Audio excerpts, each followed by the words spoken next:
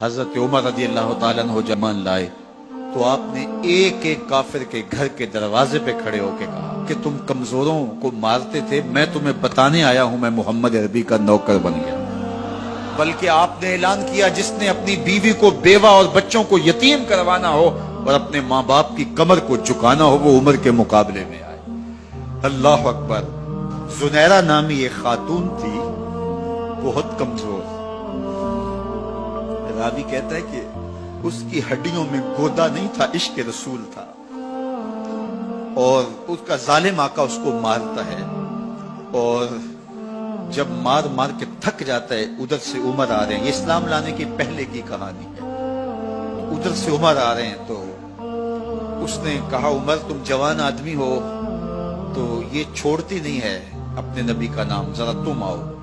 تو عمر کوڑا پکڑ لیتے اسے مارتے مارتے تھک جاتے ہیں تو پانی پینے لگتے ہیں، تو کہتے ہیں مجھے تیرے پہ ترس نہیں آیا لیکن میں ذرا پانی پینے لگا ہوں، اور پھر گلے کے اندر ڈال کر کے کوڑا اس کی رسی کو پل دیتی اور اس کی آنکھیں باہر نکل آتی اور کہتے ہیں بلا اپنے نبی کو جو تیری آنکھوں کی بینائی واپس کرے۔ اللہ اکبر۔ تو اس نے آسمان کی طرف منہ کر کے کہا مالک میں کبھی بھی آنکھوں کی بینائی نہ مانگتی لیکن اب تیرے نبی کی عزت کا سوال ہے۔ آنکھوں کی بینائی واپس ہو جاتی ہے۔ زنیرہ کو بڑا مارا، آج عمر گلیوں میں آنکھوں میں آنسو ہیں اور عجیب دل بےتاب ہے، اور کہتے ہیں آؤ بھئی میں حضور کا غلام بن گیا ہوں، تمہیں بتانے آیا ہوں۔ زنیرہ نے موڑ کاٹا تو آگے عمر یہ آواز دے رہے تھے۔ زنیرہ ایک کونے پہ کھڑے ہو کے رو کے کہتی عمر تم تو بڑے اس دن جوش و غضب میں تھے اور تم مارتے ہوئے تھکتے نہیں تھے۔ تو عمر نے کہا زنیرہ اس دن میں نے دیکھا نہیں تھا، اب میں محمد عربی کو دیکھ آیا ہوں۔ جنہ ویکھیا نہیں ہو کرن گلاں، جنہ ویکھیا نہیں ہو کرن گلاں، جنہ ویکھیا ہو تے بول دے نہیں، جڑے محرم راز حقیقت دے اور راز حقیقت کھول دے نہیں۔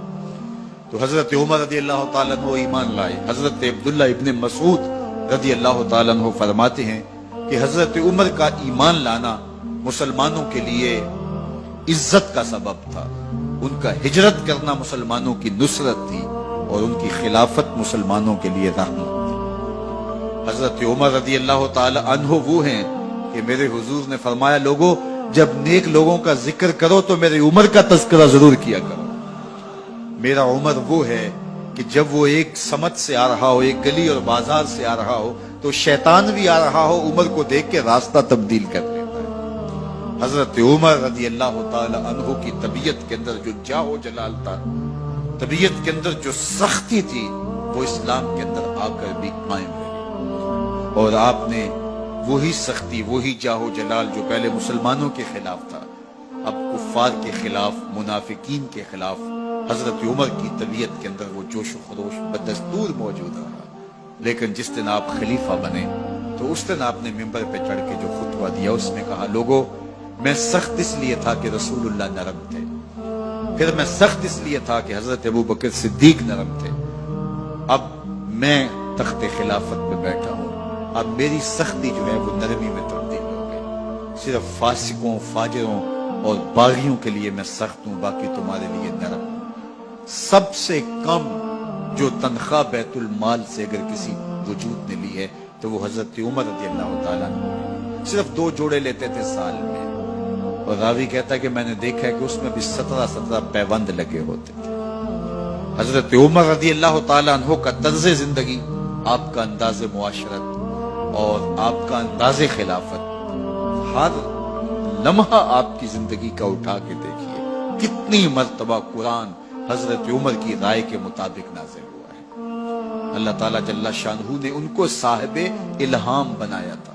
ہر امت میں کوئی صاحب الہام ہوتا ہے، حضور کی امت کا صاحب الہام حضرت عمر رضی اللہ تعالیٰ، اور آقا کریم نے انہیں اپنا وزیر قرار دیا۔ فرمایا میرے 2 وزیر آسمانوں میں ہیں، 2 وزیر زمینوں میں ہیں، آسمانوں کے وزیر جبرائیل اور میکائیل ہیں اور زمین کے وزیر ابو بکر اور عمر رضی اللہ تعالی عنہما۔